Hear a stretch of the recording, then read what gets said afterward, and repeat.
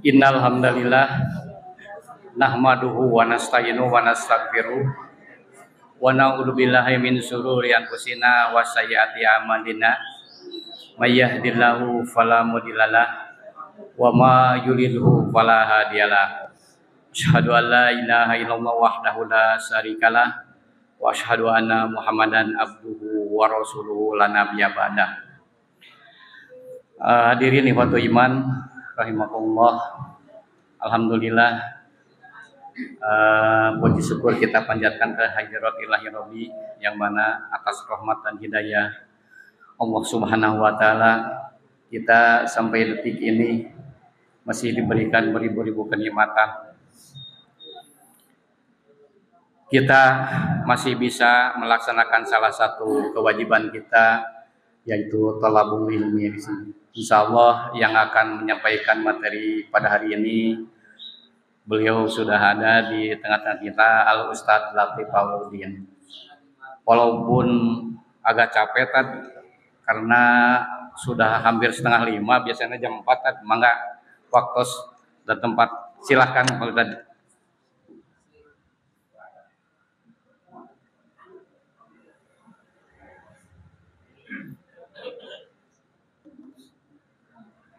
Tes 1 2 3 tes. Alhamdulillah bihadihi yahtadil muhtadun wa bi ni'amihi yaskuru syakirun wa bi sabilihi yujahidul mujahidun. Asyhadu an la ilaha wahdahu la syarikalah al malikul haqqul mubin wa asyhadu anna Muhammadan abduhu wa rasuluh al mabusu rahmatan lil alamin. Amma ba'd.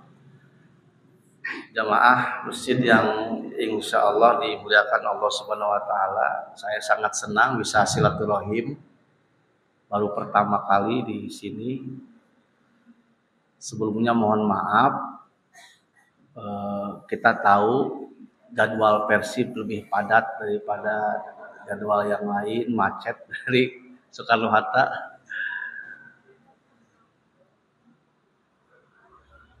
Tema kita tentang ekonomi syariah, Bu ya. Saya ingin mengenalkan kepada jamaah tentang sekarang itu kenapa sih banyak semarak label syariah. Kalau bank syariah lah paling pertama itu ya. Dari bank syariah karena butuh asuransi, ada asuransi syariah. Lalu koperasi juga harus disyariahkan. Maka lahirlah BMT, Baitul Mal wa Tamwil. Kalau sekarang menjadi Kopsah, Koperasi Syariah. Lalu pegadaian juga, ingin pegadaian itu menghindari riba, jadilah pegadaian syariah. Rumah sakit juga, karena ada duluan rumah sakit Kristen, kita bikin rumah sakit Islam atau rumah sakit syariah. Lalu ada pariwisata juga, maka lahirlah pariwisata halal atau pariwisata syariah. Ya, dari pariwisata ini langsung ke bisnis syariah, fashion syariah, MLM syariah. Sampai di Jogja ada karaoke syariah. Ya, jadi kenapa atuh Ustaz ada label syariah gitu ya? Sampai jadi ganjen genit ya. Syariah itu bukan sekedar ini simbol, bukan sekedar nama gitu ya. Karena ada sebagian kita itu memang harus memakai simbol. Ada cerita tukang bakso di depan pesantren, bakso nanti kurang laku gitu ya. Lalu kata si Ustadz, kalau ingin laku coba atuh ada tulisan baksonya bahasa Arab, al-baso, coba. Ide si Ustadz itu akhirnya diikuti oleh tukang bakso itu, tulisnya al-baso, akhirnya laku. Jadi jangan lihat dari, kadang-kadang simbol itu penting gitu ya. Nah, kenapa sekarang banyak gerakan syariah? Sampai presiden jadi ketuanya Komite Nasional Ekonomi dan Keuangan Syariah. Dan semua negara muslim sepakat ada 10 industri halal, industri syariah. Mulai dari finance, keuangan, mulai dari pendidikan, fashion, food, makanan, ya. Sampai ada pariwisata, kesehatan, budaya Islam. Jadi sekarang jadi industri. Kenapa? Karena umat Islam ini pertama ingin halal.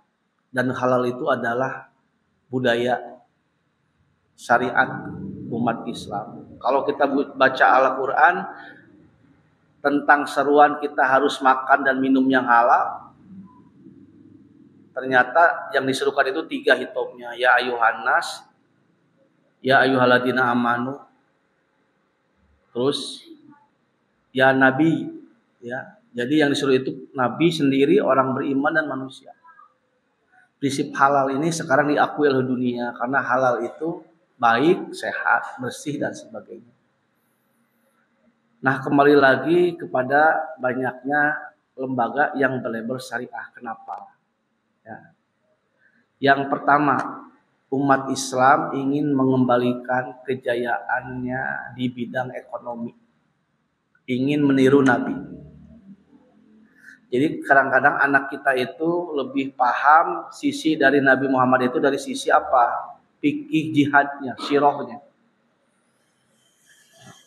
Jarang diungkapkan, diajarkan kepada anak-anak kita bagaimana sisi Rasulullah dari perjuangan beliau berdagang dan membangun ekonomi di Madinah. Itu jarang yang diungkap. Bahkan ada seorang profesor dari Pakistan, Afzalur Rahman, menulis Muhammad seorang pedagang. Bahkan Sapi Antonio menulis Nabi Muhammad itu lama berdagang, lama berdakwah, lama berdagang.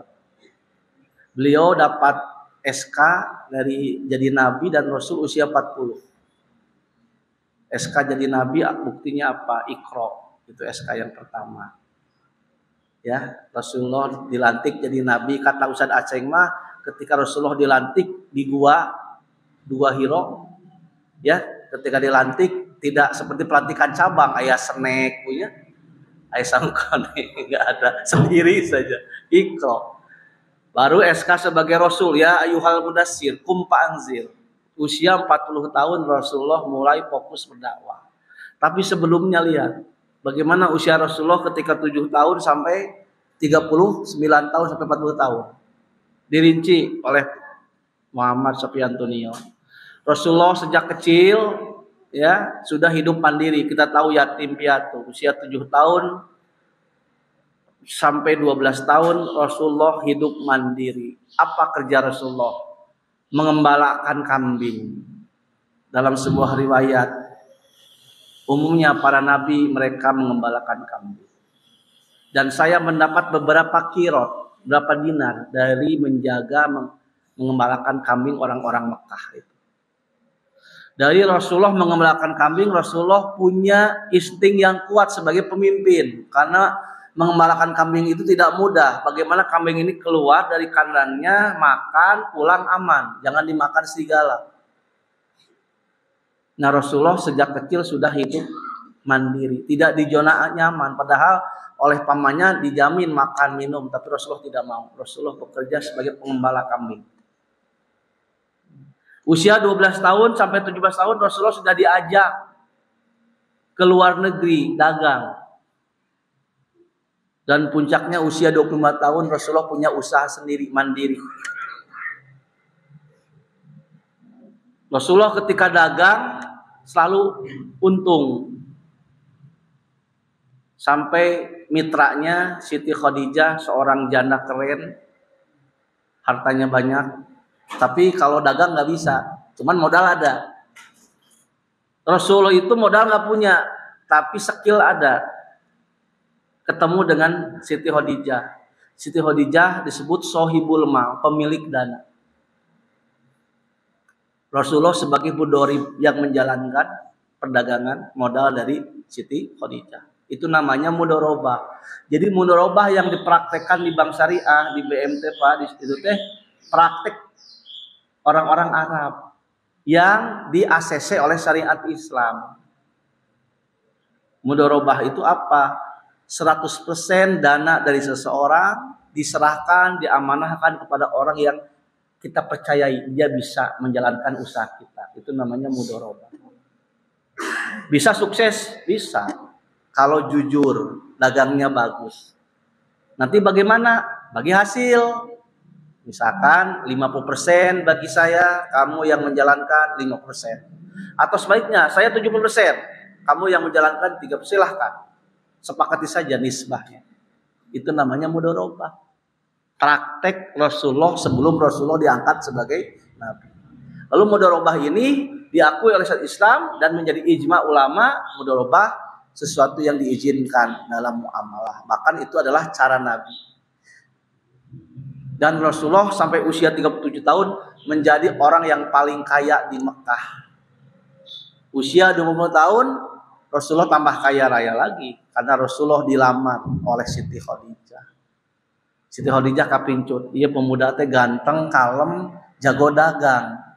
Cek bahasa orang Garut mah, Mang Abu, ai Muhammad teh saha pun alo, ece aya hate salamlah ka Muhammad gitu. Nya kerang didugikeun. Ya. Dugikeun we kumamang teh itu ku isi ece salam cenah bogoh kumaha ditampi wae.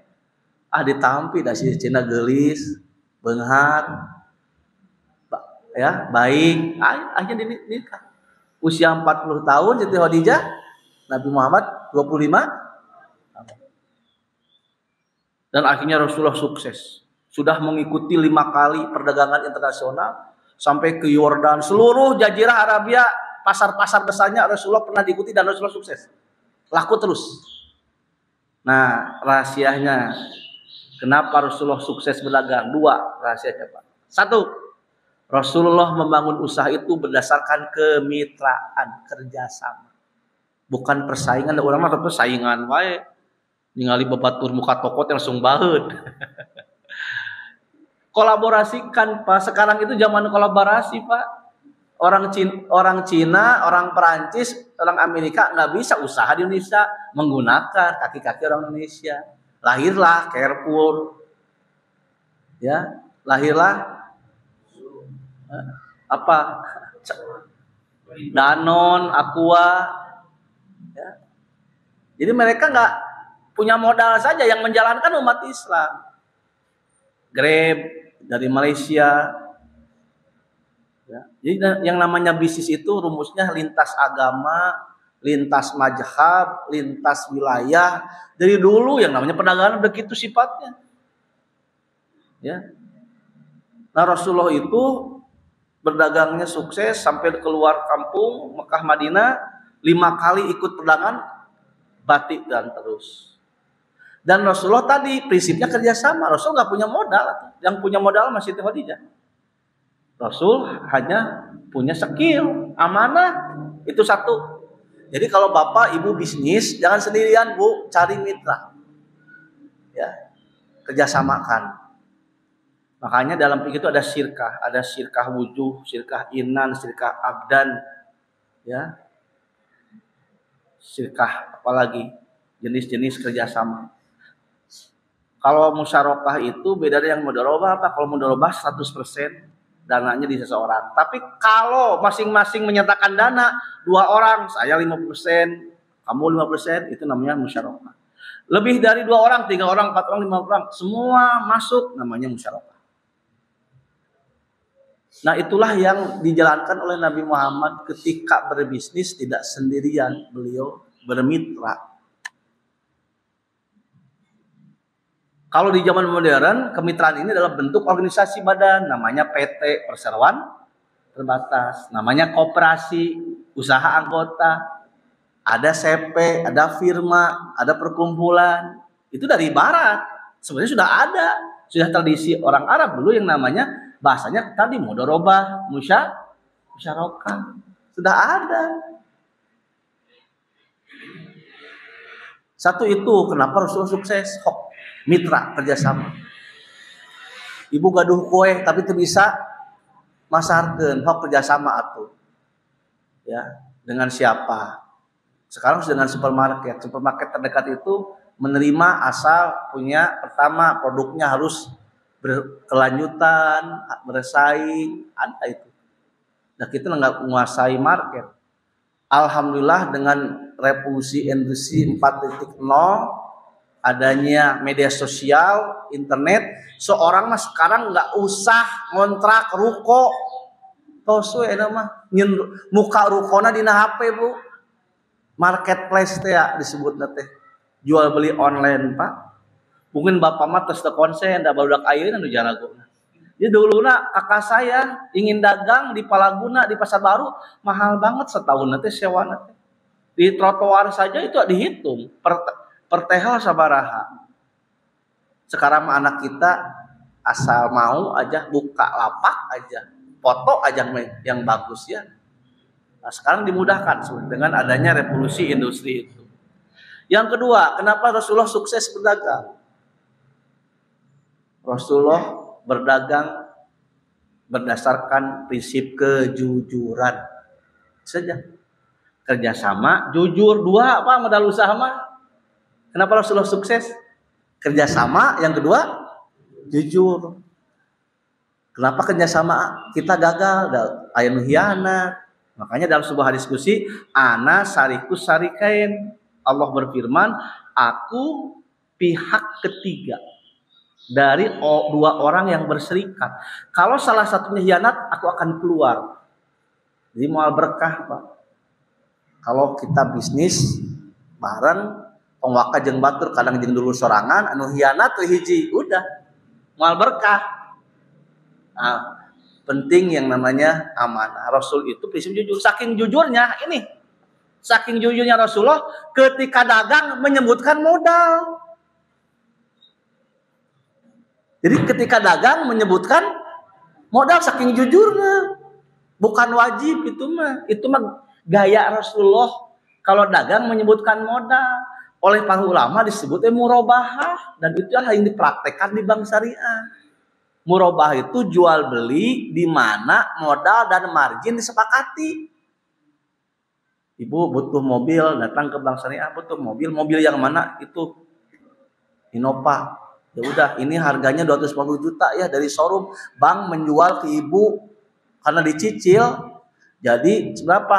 Inginnya 5 tahun, ya udah. Bank minta untung 50 juta. Jadi 300 juta. 240 juta bank beli dari showroom, bank menjual lagi ke nasabah jadi 300 juta. 300 juta dibagi 70 kali cicilan. Itu yang ada di bank syariah, namanya murabahah. Bukan bunga, kelebihannya margin. Eta teh mengikuti sunnah Nabi. Cuman caranya bukan tunai ke bank mah, nyicil jadi hutang. Dek syariah ge tetep teu ngeunah, ujung-ujungnya jadi hutang. Ditagih terus engke. Minta jaminan tetep. Ya. Nah Rasulullah kalau dagang begini, Bapak ini karpet 5 dinar modalnya, Bapak mau lebihkan berapa buat saya? Itu dagang Rasul, namanya murabahah. Ustaz, gimana dagang di kita tidak menyebutkan modal, tidak menyebutkan marginnya? Ya nggak apa-apa. Itu mah tidak wajib, itu mah gaya Nabi berdagang. Ternyata Nabi dengan kejujuran menyebutkan modal itu laku, laris, banyak konsumen yang tertarik. Ini jujur itu orang dagang teh aneh. Jadi resep. Ya udah ya leuwihna sakieu. Ya udah mangap. Kenapa? Karena dulu banyak pedagang tidak jujur. Akhirnya Rasul menyebutkan modal dan Rasul kan fair. Saya minta lebihnya berapa kok? Itu berarti berapa lebihnya? Gitu Pak. Tang dicontohan di Pasar Baru. Yud tiung modalnya 50.000, ecek menyungkeun we 20.000. Bohong, paling gitu maksudnya. Jadi mun orang jujur terpercaya justru. Kenapa? Pasadunas. Karena masyarakat kita sudah rusak. Sudah tidak saling percaya. Teman saya dagang ke Bali, bawa celana lepis. Ingin seperti Nabi, ingin seperti sahabat gitu ya. Ngajual teh nyokot batik gede. Modalnya dulu tahun berapa? Modalnya 50.000, dijualnya 70.000, berarti 20.000. Telaku Pak, unu ngambil ke orang Bali, celana. Akhirnya dia berpikir, Ah, pang dimahalkeun we. Modal 50.000 dijual 300.000 jadi laku. Aneh cenah Ustaz. Abi teh yang penting nambah 20.000 ge tenan naon. Da eueuh nu nyekal-nyekal acan dianggap murah mulanya dianggap barang naon. Dimahalkeun 300.000 jadi laku nya. Tak kudu kitu ka bangsa Indonesia kudu dibohongan. Gitu. Kudu dibohongan wae bangsa urang mah kudu mahal gengsi itu ya gitu. Nah itu Rasulullah sukses dagang seperti itu. Jadi pertama magang dulu ya, kalau anak kita yang sukses langsung jadi bos. Yuk mau langsung jadi bos. Sanggit apa dunia perdagangan, toko dipercayakan ke batur. Datang maghrib, 2 bulan kemudian we dirampok we ke pegawainya gitu. Enggak boleh begitu, magang dulu. Itu Rasul magang dulu, diajar heula dengan pamannya. Baru. Nah, sekarang Indonesia itu butuh kaum entrepreneur. Negara maju itu apa? Ciri negara maju itu banyak kaum wira swastanya, entrepreneurnya Pak. Malaysia 8% pengusahanya, Amerika 15%. Ya, di Eropa 13%, Indonesia 1% pun enggak pengusahanya. Kalau sekarang udah banyak. Tapi di level usaha kecil menengah. Umat Islam itu dari dulu dikutuk di Indonesia jadi UKM terus. Usaha kecil dan menengah. Punten. Orang Indonesia mah muslim nggak bisa. Di Indonesia itu ada penelitian tidak akan melahirkan konglomerat baru, Pak. Tong beja-beja ieu rahasia. Di Indonesia mah tidak akan melahirkan konglomerat baru, semua sudah dikuasai oleh sebuluh naga. Obat nyamuk, sabun usaha, cing umat Islam boga sabun we anu laku lah. Bu, sabun umat Islam merek naon? Aya Ustaz HNI nya alhamdulillah. Ini anu laku bisa Unilever we. Mie usaha tuh. Indo dulu alhamdulillah ya. Jadi MZ dulu pernah mengkampanyekan alhamdulillah. Sekarang sudah ada Karomah. Nah, gitu ya. Sudah ada Karomah. Akhirnya semua berspekulatif, oh berarti Jenun MZ itu adiknya Roma Irama, ada Karomah. Bukan, ada mie Karomah. Tapi setahun kemudian malas nggak bisa menyaingi. Indomie pintar, kalau ada yang murah bikin dia yang murah, produk yang murah. Bikinnya produk naon nu murah. Pek teh kalasana teu ngeunah da anggar enak Indomie gitu. Brandnya sudah kuat. Seperti cai Aqua we disebut teh. Teh kotak we. Sudah brandnya kuat. Nah, konon di Indonesia itu nggak akan melahirkan konglomerat baru. Semua sudah dikuasai oleh kapitalis pemain besar. Anu sembilan naga nyen perumahan Sumarekon, Podomoro, nyen rumah sakit, Saloyom Group. Rumah sakit sekarang banyak. Bisnis yang menggiurkan adalah rumah sakit. Yang di Bekasi rumah sakit Kristennya 5, rumah sakit Islamnya 2. Nah, umat Islam itu harus melek politik, dagang, ekonomi hari ini bagaimana. Ya. Nah, kalau Indonesia ingin maju, salah satunya anak-anak kita harus jadi kaum wirausaha, pengusaha, entrepreneur. Kebanyakan, mohon maaf, anak-anak kita kalau ditanya sejak kecil doktrinnya jadi pegawai, PNS, kebanggaannya teh, ASN, kerja. Haram Ustaz? Enggak boleh, silahkan. Cuman kenapa kok doktrinnya seperti itu? Padahal dulu Islam kuat itu sampai Islam tersebar ke Nusantara itu lewat jalur apa? 2 jalur. Pertama perdagangan. Jadi membalik dari Gujarat, dari Arab ke Nusantara. Mereka dagang sambil tabligh. Dagang sambil terkenal dalam sejarah Islam Indonesia. Islam ke Nusantara itu lewat jalur perdagangan. Orang tertarik. Dengan pedagang muslim tertarik. Lalu jalur kedua, pernikahan. Orang Arab kan kuat atuh. Ya, jauh di lemburna, ya akhirnya nikah dengan penduduk lokal, dengan pernikahan. Yang ketiga dengan diplomasi, deketan rajana Islam. Ketika raja masuk Islam, rakyatnya pun masuk Islam. Itu teori sosial. Agama rakyat mah tergantung raja. Rajana Islam, Arabus. Nah itu pendekatan, makanya pendekatan Islam di Nusantara itu sangat revolusioner. Tidak lewat kekerasan dan perang gitu. Jalur damai, perdagangan, pernikahan, dan diplomasi. Baru ketika banyak musuh ya ada peperangan juga, ketika ada penjajah gitu ya. Itu mah solusi terakhir jihad. Nah, ternyata gerakan Islam pertama di Indonesia itu bukan gerakan politik, tapi gerakan pedagang, namanya SDI. Bukan SD ya, SDI. SD mah sadar diri kata si itu. Serikat Dagang Islam. Didirikan oleh Haji Samanhudi. Apa motifnya? Karena orang Cina sudah main di batik. Jadi orang Solo, Haji Samanhudi, palaur ya. Batik Solo. Terus aya pesaingnya ya, itu orang Cina. Orang kudu kuat. Ini Serikat Dagang Islam. SDI berubah jadi SI. Dak habita, hayang nyaleg gitu ya. Main di politik. Jadi Serikat Islam. Gitu. Padahal SDI. NU sebelumnya apa komunitasnya? Nahdlatul Tujar. Dalam sejarah NU itu sebelum Nahdlatul Ulama ada namanya Nahdlatul Tujar, kebangkitan para pedagang. Persis dibesarkan oleh para pedagang. Siapa? Haji Jamjam. Itu pedagang yang tanahnya itu banyak tanah wakaf kita hilang. Pajagalan sampai ke alun-alun teh. Di Lembang teh tokoh-tokoh PSIS dulu, karena dulu tokoh PSIS itu didukung oleh para saudagar-saudagar Palembang. Jadi Islam Jaya itu lewat perdagangan. Baru sini ke politik gitu ya.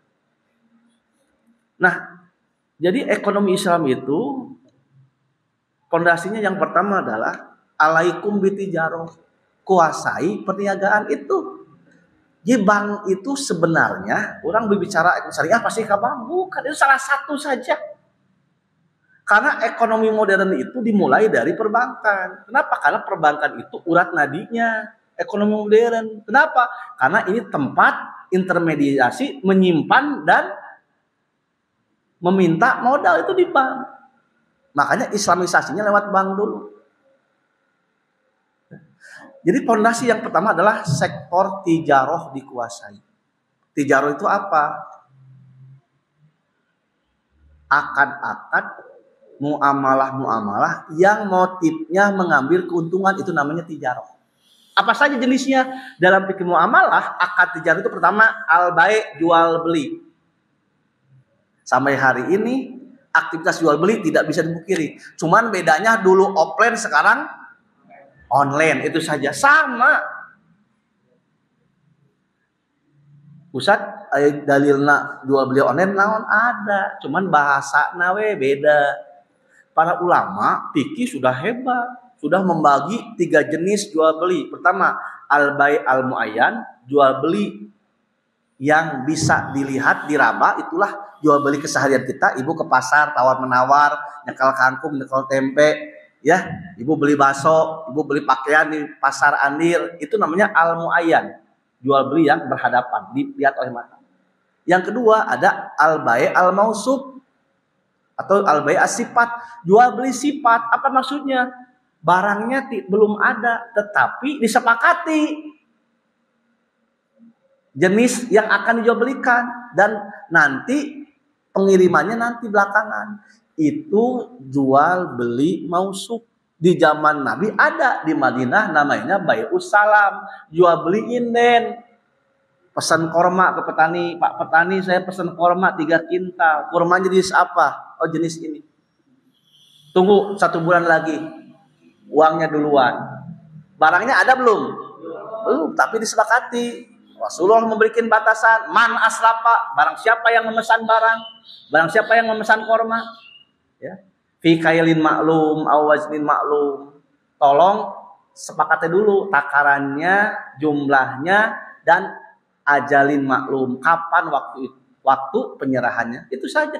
Jadi jual beli online itu jual beli dulu mah baik usalam, barangnya cuma lihat gambar aja, sepakat ya udah 2 hari datang, itu boleh. Yang nggak boleh itu nipu. Nah itu ya, kalau penipuan, yang penting ikuti ketentuan hiyar. Apa hiyar itu? Opsi, boleh dilanjutkan, boleh tidak. Jadi ikrah, tidak boleh dipaksa. Kenapa? Innamal bai' bitarodi, jual beli terus sukarela, nggak boleh dipaksa. Kalau barang cacat, ganti, itu saja. Adabnya ikuti saja. Jadi jual beli online itu nggak ada masalah secara hukum. Yang penting jujur, nggak boleh nipu, itu saja. Clear barangnya seperti apa yang digambarkan sesuai. Tapi di online itu seleksi alam. Siapa yang tidak jujur mengecewakan akan terbuang. Siapa yang bagus, jujur akan terseleksi. Biasanya seperti itu. Anu nipu-nipuna tos kadelet kayak gitu. Akhirnya dengan sistem itu orang akan bersaing secara sehat. Nah, ekonomi Islam itu fondasi pertama apa? Tijaroh, kata Rasulullah, alaikum bitijaroh. Kamu harus menguasai perdagangan. Kenapa? 90% pintu rezeki lewat perdagangan. 10%-nya diperabutin ku saha? Eta mah ku guru, ku kades, ku pegawai negeri.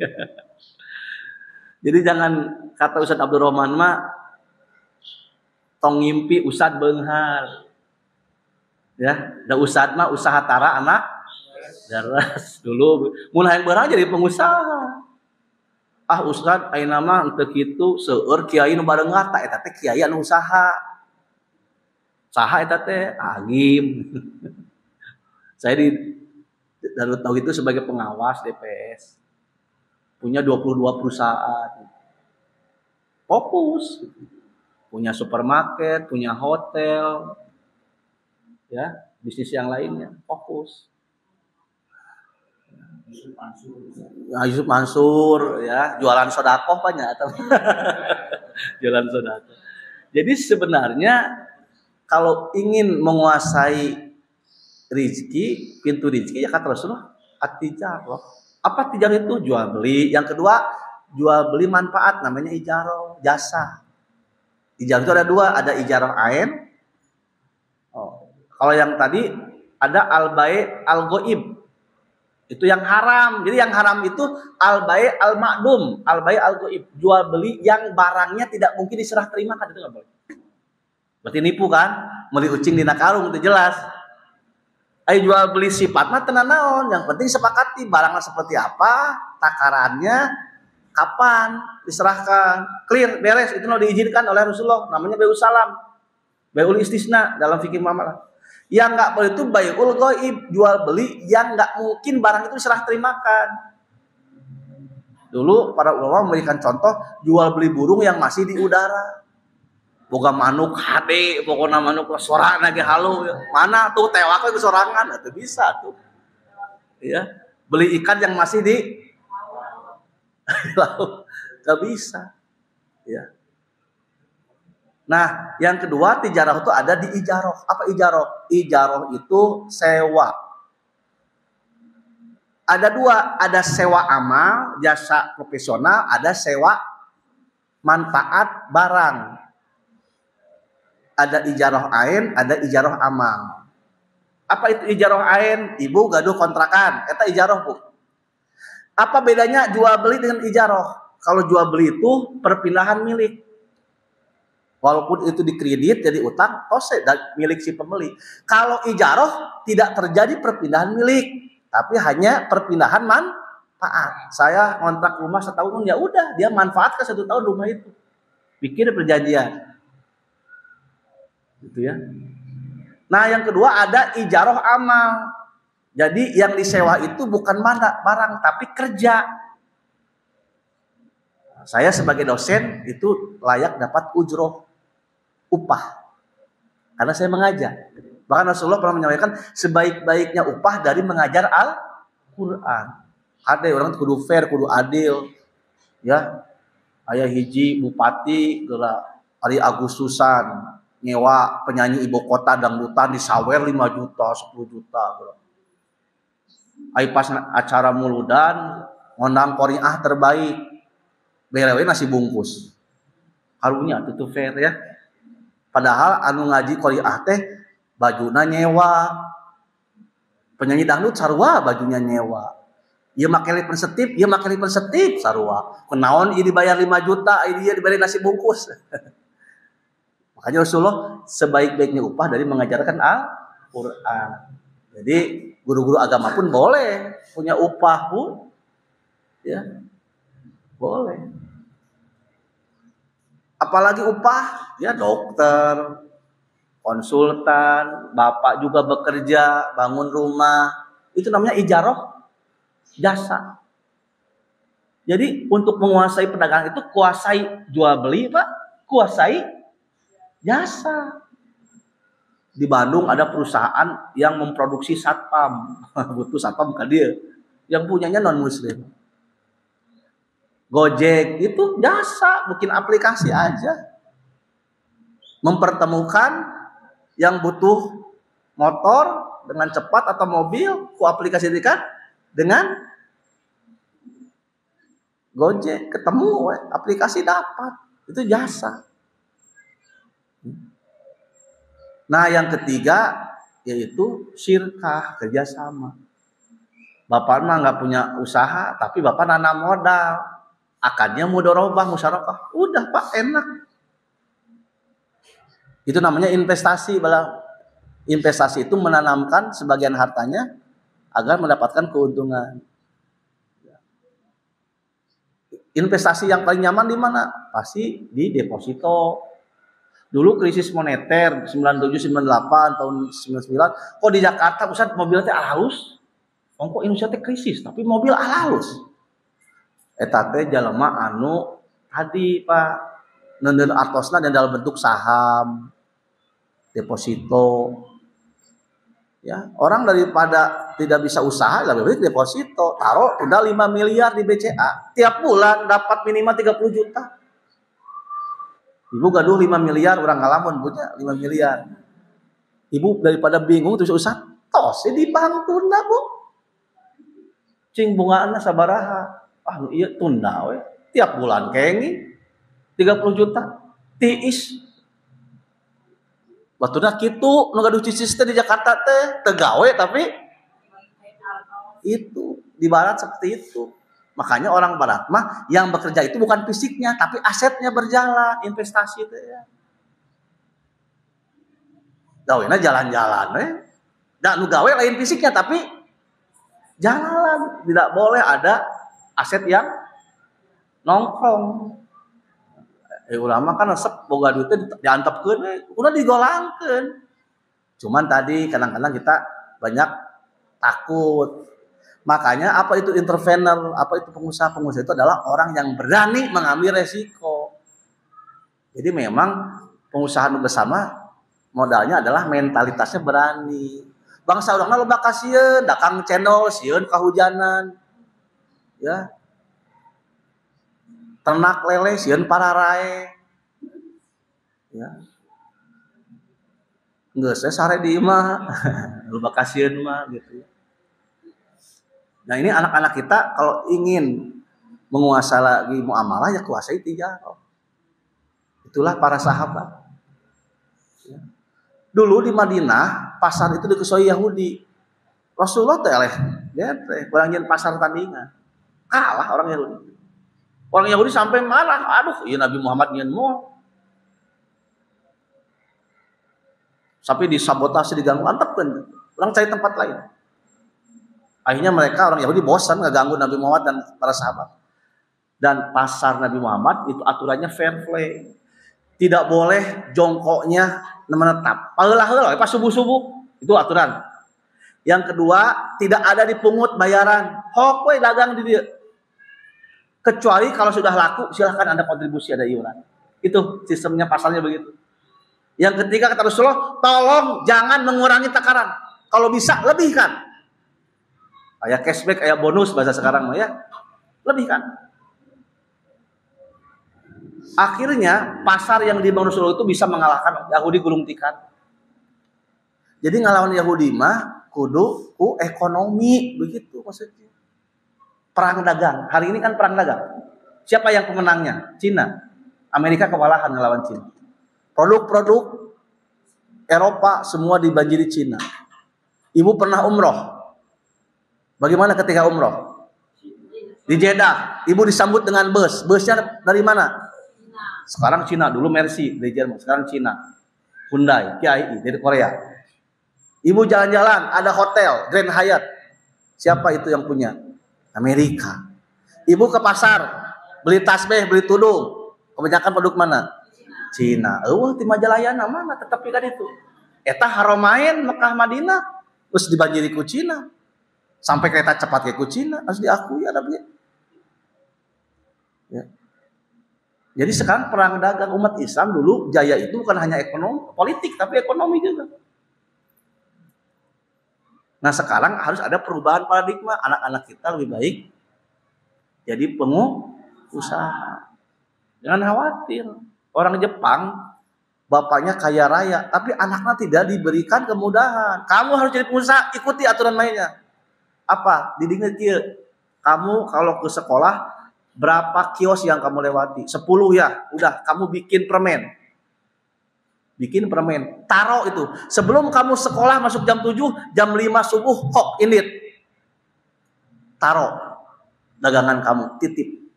Pulang sampeurkeun, lakuin teu. Tuh. Orang Jepang ngadidik anaknya supaya berdikari gitu, Pak. Saya pernah dulu begitu. Ya, karena ada power kepepet lah.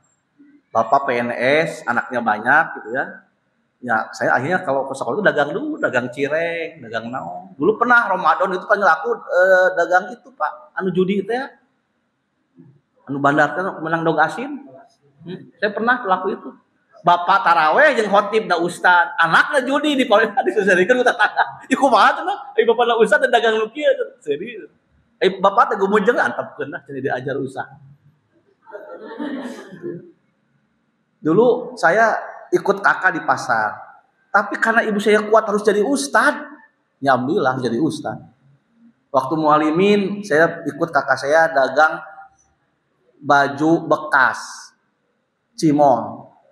Saya dulu pelakunya, Bu. Di Cibadak Mall dulu dekat Pajagalan. Saya ikut pulang sekolah langsung dagang ikut. Ya. Sampai tahu sajak-sajaknya itu. Haji Goni, Haji Gopur, enggak berani boleh kabur. Bunga Mawar, Bunga Merati, boleh tawar harga mati. Ya. Sama lagi, saya dagang hanya hobi. Rumah di belakang real estate. Wah, sombongnya dagang teh. Gitu. Karena lingkungannya orang seberang semua. Alhamdulillah enak pegang uang teh. Tapi pikir-pikir kenaonnya gitu ya. Alhamdulillah akhirnya saya diselamatkan oleh bapak. Nges lah tong dagang jadi ustad. Ngaji ke Ustaz Usman, ngaji ke Ustaz Tito, ngaji gitu. Jadi saya dulu senang dagang, alhamdulillah. Cuman ketika dapat uang, naonnya nonton bioskop paling gitu, beli baju, gitu. Apa? Pikir-pikir naon sih? Lebih baik di dunia ilmu. Kan hidup itu pilihan sebenarnya. Tapi sekarang saya rasakan harta itu senjata. Ingat Ibnu Sirin pernah mengatakan al-mal fi jabanina silahun. Harta, ekonomi di zaman kita itu sekarang menjadi senjata umat Islam. Politik saja kalau nggak ada dana, Pak. Kenapa Partai Islam kalah? Coba apa? Banyak faktor. Salah satu faktornya apa? Dana. Sekarang politiknya oligarki, pengusaha yang berkuasa. Haritanu dulu dia itu pemain saham, bikin RCTI, dibeli TPI, wah semua dimonopoli. Nges bosan di dunia ekonomi, hayang berpolitik, nyeun partai. Surya Paloh nyeun partai, Abu Rizal Bakri menguasai partai. Yusuf Kala, orang kaya hebat dari Sulawesi, kuasai partai. Ada dana. Lagi partai orang babak belur udah. Partai-partai kecil gitu ya. Harus diakui. Jadi dana itu senjata sebenarnya. Itulah Abdurrahman bin Auf, 10 sahabat yang dijamin masuk surga, 6-nya itu pengusaha, Pak. Ingat, 10 sahabat al-asraf fil jannah. Rasul pernah menyampaikan, ada 10 sahabatku semua masuk surga. Rasul sebut itu mulai dari Abu Bakar, Umar, Utsman, Abdurrahman bin Auf. Itu semua pengusaha kebanyakan. Sampai Abdurrahman bin Auf meninggal, harta warisannya itu 3,5 triliun. 3,5 triliun.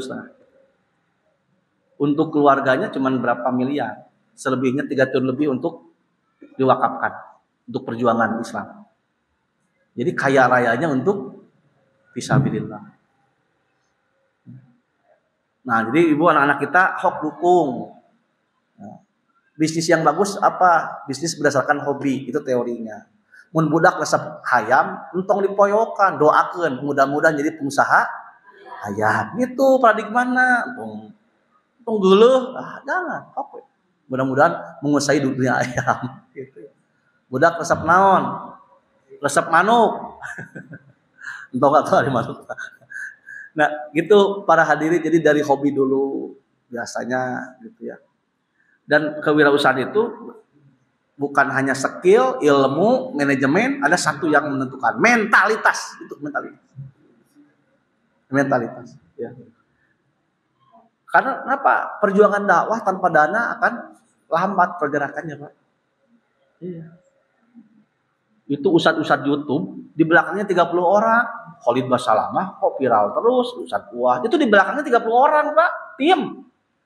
Kameranya ini minimal 500 juta itu per kameranya supaya dakwahnya tersebar. Di orang ke HP gitu. Ya enggak apa-apa. Ya. Yang penting berusaha. Tapi Pak kalau ingin serius ya hukum sunatullah. Kenapa mereka viral? Karena berani bakar uang, beli iklan, sebarkan. Nggak apa-apa Pak, karena anak kita sekarang terpengaruh oleh informasi dari media sosial. Kalau informasi itu kebatilan, mereka akan menemukan kebatilan. Tapi kalau informasi itu kebenaran, mereka akan kebenaran. Makanya saya mendukung Bu, anak-anak muda videokeun hok daripada anak orang kapangaluhan ku TikTok anu teu pararugu, bikin TikTok yang kebaikan. Potong tuh ucapan ustaz itu, sebarkannya Pak. Anak sekarang itu Bu, semua di sini pengaruhnya. Pertanyaannya, Ibu pernah mengkaji media sosial, banyak negatifnya, banyak positifnya. Pertarungan ada di situ, makanya kita kontribusi dakwah media sosial. Jangan bosan Pak, sebarkan terus. Kan bapaknya juga kalau ngelamun sekarang dibuka Pak ya, Ustaz Anu alhamdulillah. Kita nggak boleh kalah. Jadi tijarah ini harus dikuasai, titik. Umat Islam itu. Ustaz gening Qatar hebat ya, karena Qatar itu negara paling kaya di dunia itu Qatar. Kenapa? Karena dia punya keunggulan. Apa keunggulannya? Pariwisata, minyaknya kuat. Makanya berani kemarin menghabiskan Piala Dunia berapa? Triliun Pak. Qatar itu. Dan ternyata motifnya dakwah. Orang jadi asalnya benci, setidaknya tidak benci, itu sudah berhasil.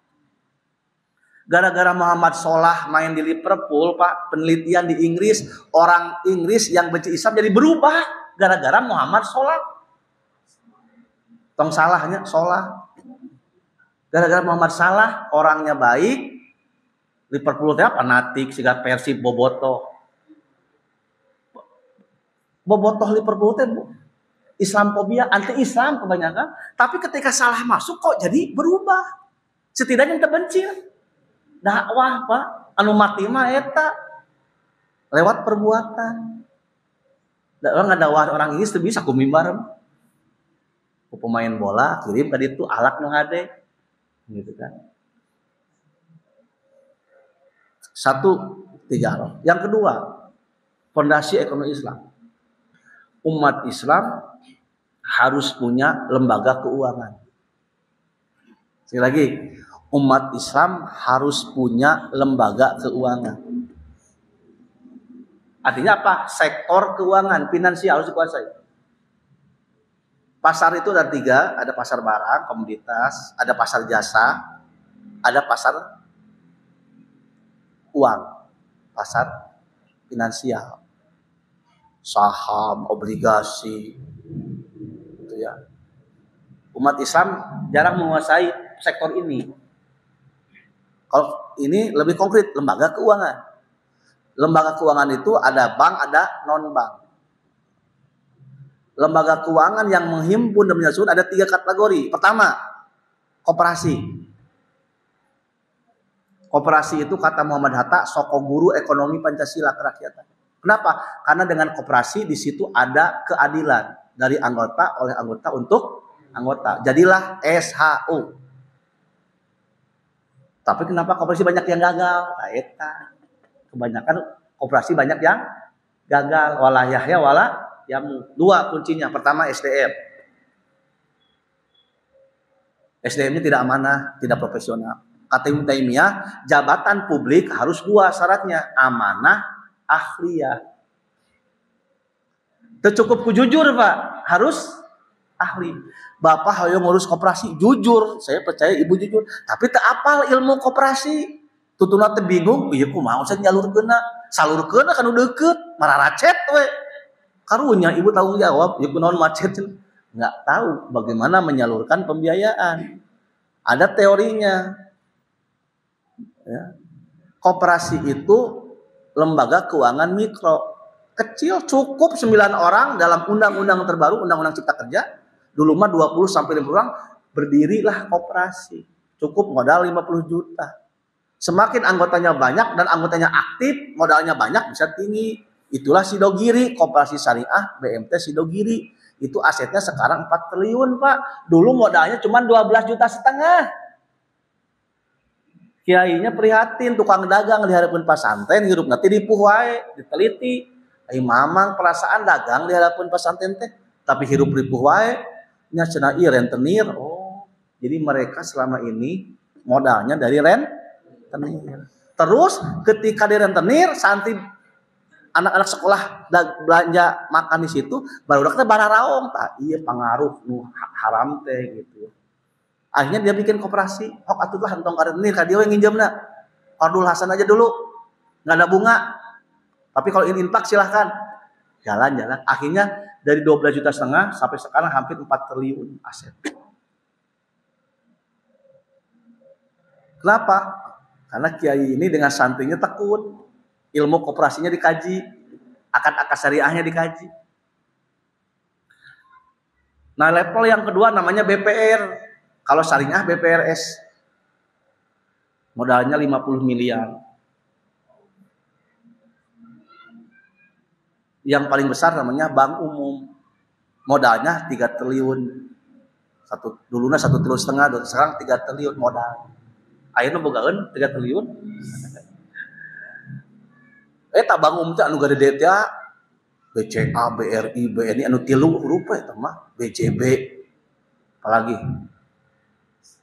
Dan kebanyakan BUMN. Yang swastanya juga ada. Yang aset yang tingginya BRI nomor 1 itu, aset yang terbesar. Yang kedua BCA. BCA milik siapa? Ya itu yang punya rokok, bikin bank. Umat Islam ada, NU belum bikin, Muhammadiyah pernah bikin, Persis alhamdulillah pernah bikin dan sekarang masih eksis. Namanya BPLS Amanah di Banjaran. Dulu pernah mau bangkrut karena salah urus, pegawainya belum paham ilmu bank sampai mau bangkrut. Kenapa ya tadi di zaman ka jamaah halese mayar tetega cenah ceurik ditagihkeun, ya tuh bank bangkrut gitu mah. Akhirnya dibeli saham itu oleh sebuah keluarga. Keluarganya bankir, paham Pak? Ngaji. Akhirnya sehat BPR betul, bagi yang sehat itu bagus. Karena dipegang oleh yang ahli pemiliknya. Begini, ini tidak sekedar. Jadi jangan negatif ke koperasi. Tidak, koperasi tergantung siapa? Pengurusnya, paham nggak? Amanah nggak? Gitu ya. Jadi kuncinya itu, lembaga keuangan itu. Makanya bank ini harus diawasi oleh negara. Maka lahirlah OJK yang mengawasi lembaga keuangan. Kalau koperasi sekarang kalau besar diawasi OJK, kalau masih kecil itu masih oleh dinas koperasi. Nah, umat Islam harus menguasai lembaga keuangan agar kita nyimpen dan butuh pinjam halal, nggak ada riba. Makanya Ustadz, kenapa ada bank syariah? Gara-gara ada fatwa ulama bahwa sistem bunga itu riba haram. Itu saja. Dan untuk ayat fatwa bunga bank haram atau malah ayat bank syariah, Pak. Pada ayat fatwa bunga bank itu, bunga operasi itu, pokoknya basis pinjam peminjam, basisnya bunga itu sama dengan riba jahiliyah haram. Umat Islam harus mengganti akadnya, jangan riba dengan akad-akad syariah. Kalau tabungan, akadnya wadiah. Pakai tabungan mudharabah atau deposito mudharabah. Pembiayaan, pakai akadnya murabahah. Kalau untuk konsumtif, kalau untuk produktif, pakai musyarakah dan mudharabah. Itu cuman bedanya di akad. Kalau bank konvensional pakai bunga, berapapun Anda pinjam, pokoknya sekian, bunganya sekian, harus dikembalikan. Jadi hutang, telat didenda. Kalau syariah, tetap bisnis. Di syariah pun sama dengan konven. Motifnya bisnis, pasar ubah, bank syariah juga bisnis. Ya, cuman akadnya tidak ada unsur bunga, diganti dengan akad jual beli, akad dagang namanya murabahah, akad kerjasama namanya musyarakah atau mudharabah. Itu Bu sederhananya untuk membedakan. Sarua, komputerna sarua, bangunanna sarua, aya satpaman aya. Ya. Yang beda itu di mana? Duitnya sarua, konvensional gambar Soeharto, syariah gambar Soeharto. Pedah syariah gambar Amin Rais kan nggak begitu, tetap uangnya sama, gitu ya. Yang membedakan itu apa? Akad. Ini akadnya apa? Jual belinya halal. Ini akadnya apa? Musyarakahnya boleh, kan gitu. Cuman kita sudah 1 abad nyaman dengan bunga, diberi akad syariah teh jadi hoream, itu masalahnya Pak. Ribet cenah syariah na ustad, naon murabahah teh, naon ijarah teh. Naon makalah, kapalah liur lah, usai bunga, nah gitu masalahnya. Kita nyaman dengan sistem bunga. Contoh, riba yang terselubung, Pak Haji butuh modal, datang ke Ustad Latif, dia kan duit 1 juta, pokoknya tiap bulan Pak Abi dibayar 5 juta. Kesan gambaran awalnya kan gak ada masalah ya. Pak Haji teh, toksat bikin 1 juta, tunda di Abi. Pokoknya Ustadnya jongjon 5 juta. Tah bagi hasilnya. Nggak boleh Pak. Tidak boleh seseorang memastikan sesuatu yang akan datang.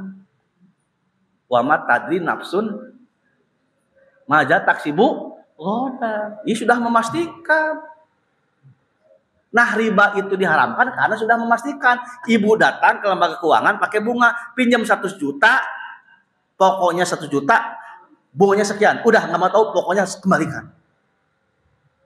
Kalau mudharabah beda Pak. Dia ngasih modal. Hok ya modalnya. Lamun untung baginya saya 50%, kamu 50%. Clear. Jadi yang pasti itu bukan nominalnya. Apa yang pasti itu? Persentasinya. Misalkan bulan sekarang dapat 2 juta, berarti 1 juta ewang. Bulan kedua untungnya 3 juta, berarti 1,5 juta ewang. Bulan katilu pandemi, ya enggak setong protes. Sepi, PSBB, perempuan suka bikin bodoh, bukan ya, PSBB. Ya udah, yang menanam modal untuk amuk-amukan Pak. Karena profit and loss sharing. Kalau untung dibagi, kalau rugi, ya udah ini rugi tenaga yang punya modal. Bisa jadi modalnya tergerus. Fair, itu mudharabah. Cuman siap nggak dengan sistem itu? Kita nggak siap. Hayang gitu ya, bikin 1 juta. Pokoknya tiap bulan sakit. Yakin usaha Bapak lancar? Mun rugi kumaha? Geus janji kan?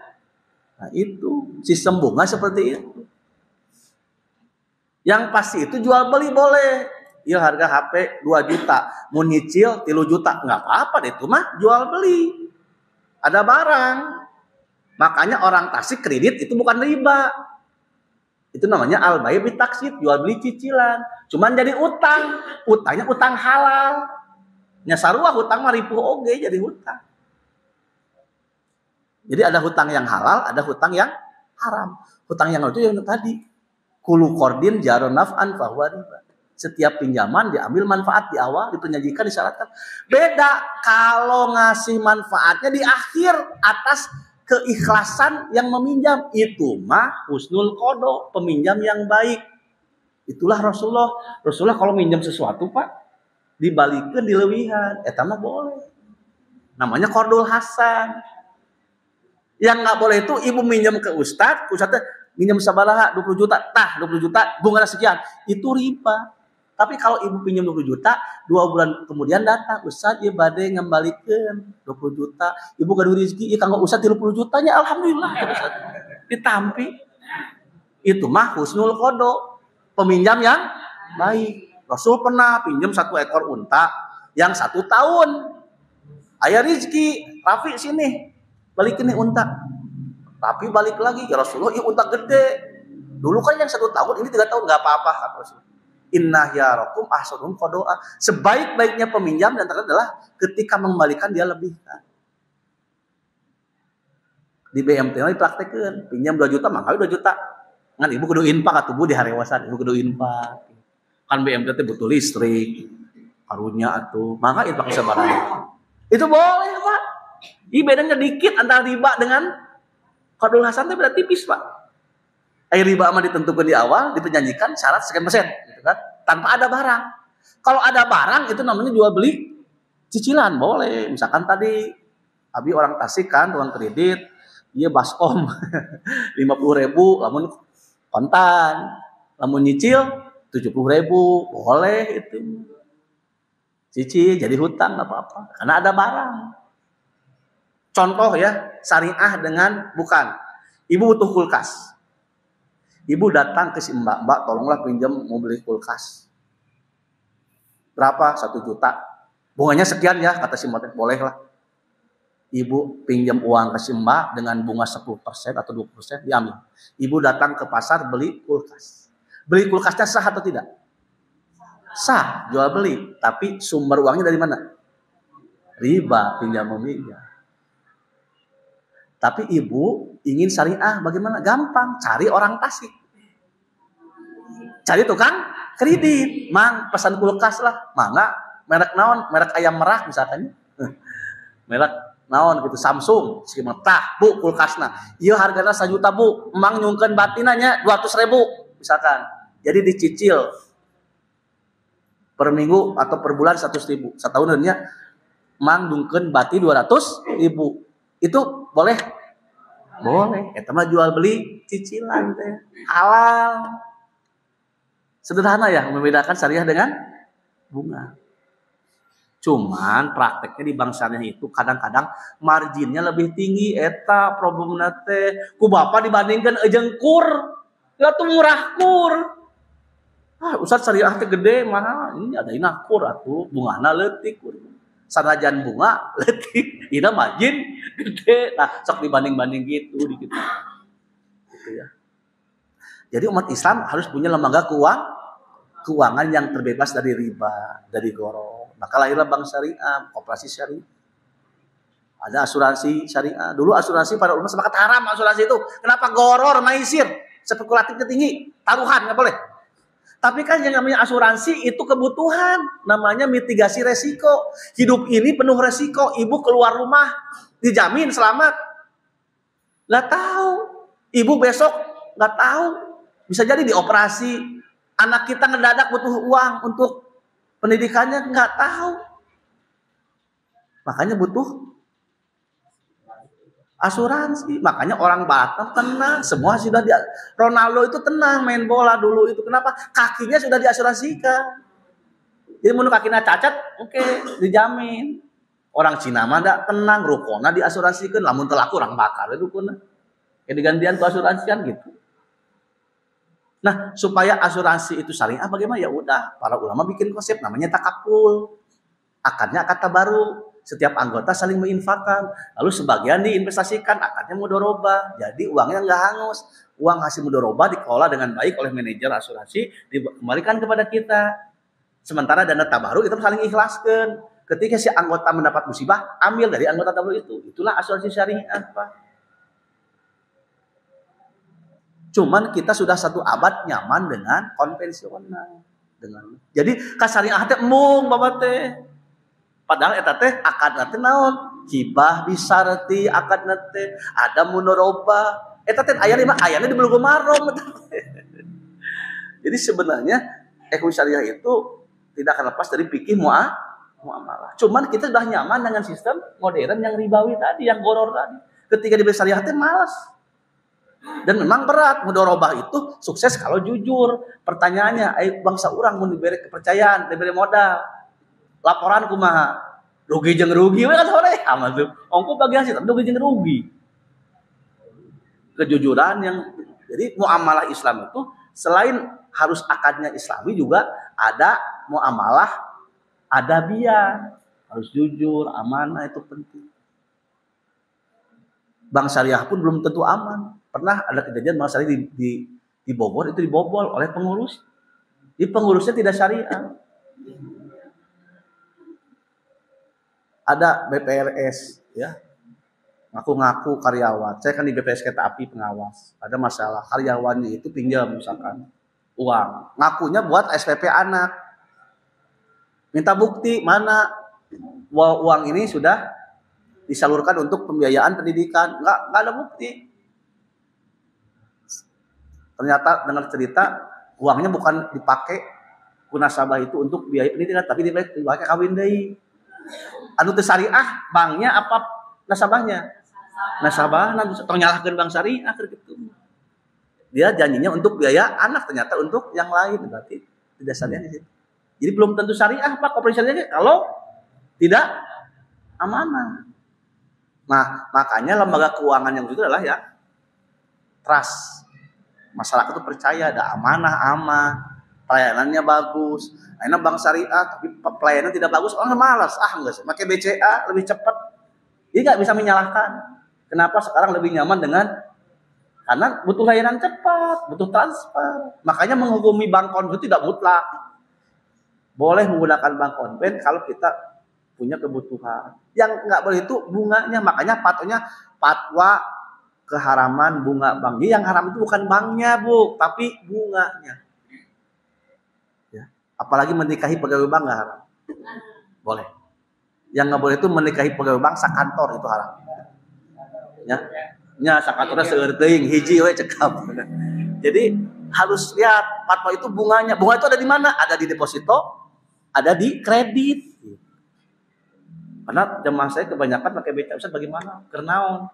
Berbisnis ya nggak apa-apa. Ngantong di rating nongkrong. Karena kalau uang itu nongkrong di BCA itu membantu. Kan bank mah modal apa? Modal kepercayaan. Dia mengambil dana dari penabung dan deposan disalurkan kepada yang membutuhkan dana. Kalau dana kita ditaruhkan di konven berarti membantu juga.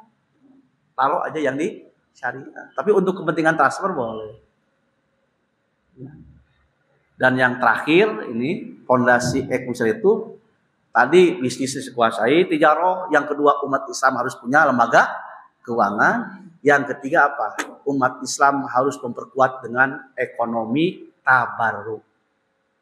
Sektor tabarruk. Apa sektor tabarruk? Sektor kebaikan. Disebutlah jiswab, zakat, infak, sedekah, wakaf. Kelebihan ekonomi syariah diakui oleh orang barat punya ekonomi jiswab. Eta hebatna Islam. Alat keadilan ekonomi adalah jiswab. Zakat, infak, sedekah, wakaf. Ya. Saya kebetulan sekarang dipercayai di bidang perjakatan, Laz Persis. Bagaimana targetnya tercapai, ya. Dan bagaimana dana zakat itu bisa produktif. Mustahik itu nanti berubah, yang asalnya mustahik jadi mujaki. Dan zakat kita adalah zakat produktif. Anak itu jangan dikasih permen, tapi dikasih beasiswa, dikasih tas, dikasih buku. Ibu-ibunya jangan dikasih uang, nanti belanja, ya, dikasih mesin jahit. Bapaknya dikasih roda, itu zakat produktif seperti itu. Bapaknya dikasih roda, ibunya dikasih mesin jahit. Tapi usah gening mesin jahitnya yang udah dijual. Nah, karena karakter umat bangsa orang. Diberi mesin jahitnya meh terampil, diberi roda teh meh dagang, ide jual. Nah, karena karakter, saya dirubah begitu mah. Makanya Muhammad Yunus sukses membuat garment bank untuk orang miskin, nggak ada jaminan. Tapi itu sukses itu karena dengan mahasiswa turun. Kaum perempuan kebanyakan nasabahnya dididik, skillnya, keuangannya, manajemennya, jadi sukses. Jadi percontohan dunia. melawan teori bank. Orang yang kasih pinjam itu harus punya jaminan. Ini Muhammad Yunus melawan teori itu, tidak pakai jaminan. Yang penting kepercayaan dan mereka layak diberi dana. Karena yang namanya usaha itu kalau nggak ada dana nggak akan jalan. Kelemahan orang-orang menengah ke bawah adalah akses dana. Kadang-kadang ibu jangan bangga naruh uang di bank gede, ibu. Uang ibu itu dipakai usaha, pengusaha besar. Saudara kita mah nggak akan diberi bank. Apa jaminannya? BPKB teboga, SHM AJB teu aya, atuh mau dibere ku bank. Jadi uang ibu teh tong bangga di bank teh eta teh dipake usaha. Ku pengusaha karaoke. Makanya lebih di syariah. Syariah nggak boleh. Pembiayaan kepada usaha-usaha yang subhat itu nggak boleh. Haram nggak boleh. Ya, jadi halal haram itu tergantung lembaga keuangan di kita itu. Yang kedua tadi, jangan lupa kita berbagi. Hidupkan zakat, infak, sedekah, wakaf. Zakat itu zakat rukun. Yang kedua wakaf. Wakaf itu pada gimana jangan jadul. Wakaf teh eta we 3M. Masjid, madrasah, makburoh. Eta we. Wakaf teh kudu jadi masjid, apalagi madrasah, makburoh, kuburan. Tidak. Di Pakistan wakaf itu jadi rumah sakit. Akhirnya tidak ada BPJS, gratis orang miskin. Nah ini mah wakaf milik umat Islam. Kalau ingin bayar silahkan. Kalau nggak mampu ya udah gratis. Itulah rumah sakit di Mesir, di Pakistan. Karena rumah sakit itu bukan milik PT. Kenapa Bapak ke rumah sakit mahal? Karena milik PT. PT tujuannya apa? Bisnis. Mata anu boga rumah sakit nggak doakeun tinggal ring we. Da batilah di negeri. Tapi kalau wakaf enggak, ini aset wakaf. Di sini kita ada pelayanan umat. Kalaupun ingin kontribusi ya untuk operasional saja, untuk gaji dokter dan obat-obatan fair. Makanya nggak mahal, bisa jadi gratis kalau tidak mampu. Kenapa negara ada BPJS? Karena negara tidak mampu, bukan duit. Saya ingin sistem, jadi iuran BPJS, asuransi nasional. Kita nggak bisa menghindari itu, karena kesehatan itu daruri penting. Wakaf boleh nggak bikin jalan tol? Boleh. Yang penting pemerintahnya amanah. Daripada nginjem jalan tol, nginjem ke Cina duitnya, jadi hutang gede. Bapak yang bayar, pajak itu tinggi. Lebih baik bikin jalan tol umat Islam kuduna. Bisa jadi nanti jalan tolnya gratis. Yang penting untuk kebaikan umum. Wakaf itu untuk kebaikan umum. Anak-anak sekarang Bu, kalau main bola kasihan. Dulu saya di Cijerah main bola masih lapang gede, ketika ada pabrik nggak bisa main bola lagi. Lapang susah. Sekarang anak-anak kita cari lapang bola susah. Kemana kalau main bola? Futsal. Bayar udunan 10.000 ewang. Bisa uang wakaf jadikan futsal? Bisa Pak. Udunan, gratis. Dan wakaf sekarang itu boleh dengan uang. Klinik boleh wakaf, boleh. Bahkan bikin mall dari wakaf boleh. Umat Islam budunan, uang bikin pasar, bikin jongkok, bikin aturan main. Gak usah bayar, udahlah pokoknya. Nanti ada kontribusi. Tapi hari ini semua kapitalis, semua diduitkan. Pendidikan pesantren diduitkan. Jadi marah hal pesantren deh. Karena sudah otaknya mekanisme pasar semua. Semua kebutuhan manusia hari ini lewat mekanisme pasar. Pendidikan, kesehatan, semua diduitkan. Iya. Ya alasannya kan kalau pendidikan bagus harus banyak dana. Iya. Coba kalau wakaf itu kan bisa mengurangi beban biaya. Wakafnya wakaf uang, Pak. Atau wakaf uang itu begini, kita berwakaf uang, uangnya itu diinvestasikan, nanti hasil dari investasi itu untuk operasional pesantren. Jadi sekarang mah umat Islam harus cerdas finansial, mengelola keuangan dengan apa? Instrumen syariah. Sudah ada akad wakaf, ada zakat, ada infak, sedekah. Sekarang kita terjebak dengan pola pikir kapitalis. Semua harus jadi duit dan dibungakan. Sarjana ekonomi yang belajar di kampus itu doktrinnya adalah nilai waktu uang. Jelema bodoh mun nyimpen duit, mikeun duit bungaan tak eta teorina. Padahal dalam Islam tidak semua harus duit, bisa dalam rangka tabarruk tadi, zakat, infak, sedekah, wakaf. Makanya Umar bin Khattab mewanti-wanti, jangan masuk pasar kalau tidak tahu halal haram. Kalau tidak faqih, tidak paham muamalah, fikih muamalah.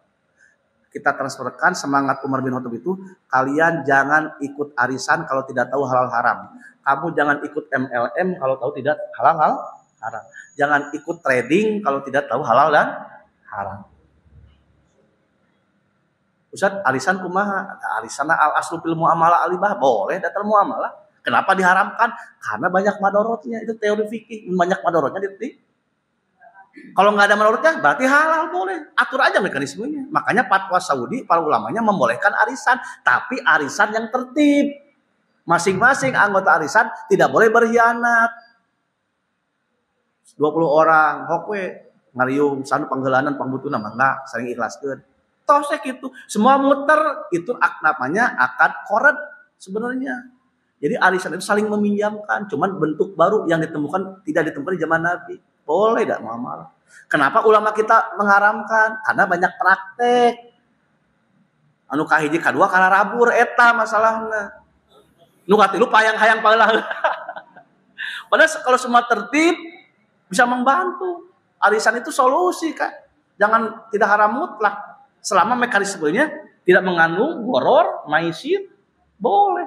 Saya pernah tanya di STIP Bandung, Ibu, anak Ibu nggak bisa UAS. Kenapa? Itu urusan bayaran tuh, Bu. Kok bikin perjanjian, kapan Ibu mau bayar? Ustadz, insya Allah 2 bulan lagi saya akan bayar. Dananya dari mana, Bu? Ibu dapat arisan. Alhamdulillah. Berarti arisan masalah. Ada jamaah, Ustadz, pun anak insya Allah pada nikahkeun ku Ustadz jajabnya, irahan nikahna 3 bulan deui. Kunaon beu 3 bulan deui? Tak aya cicis Ustadz ayeuna mah. Engke 3 bulan kenging arisan. Alhamdulillah tuh, arisan bisa ngawinkeun budak. Kata siapa arisan jelek? Gara-gara arisan bisa ngawinkeun budak. Yang penting jujur, semua tertib, itu saja. Cuman ulama kita dulu ikhtiyati banget. Karena arisan itu akadnya nggak jelas, takut ada yang dirugikan. Padahal kalau semua komitmen nggak ada masalah sebenarnya. Karena uang itu akan berputar sesuai porsinya masing-masing. Jadi muamalah itu selama tidak ada yang haram, boleh. Al aslu fil muamalah riba. Kenapa asuransi dulu haram? Karena maisirnya kuat, gorornya. Kenapa MLM pada mengharamkan? Karena MLM itu maisirnya, money game-nya. Jual beli hanya formalitas, kebanyakan ngejar poin. Sampai bapak saya pernah ikut mulian kopi naon eta pun bapak tadi tinyu, dah yang ngejar poin. Di antara 5.000 orang yang untung cuma 20 orang. Anu umroh cuma sorangan Habib bintang unggul. Berarti ada mekanisme yang tidak fair. Makanya lahir MLM syariah, biar fair seperti apa. Itu saja mungkin Bapak Ibu, karena waktu juga ya. Mohon maaf saya terlalu semangat ya. Karena pelampiasan tidak bisa nonton Persib gitu. Nah, jadi semangatnya di sini nggak apa-apa. Mudah-mudahan Persib menang gitu ya. Sekian, terima kasih. Aku qouli hadza wa astaghfirullahi wa lakum. Wassalamualaikum warahmatullahi wabarakatuh.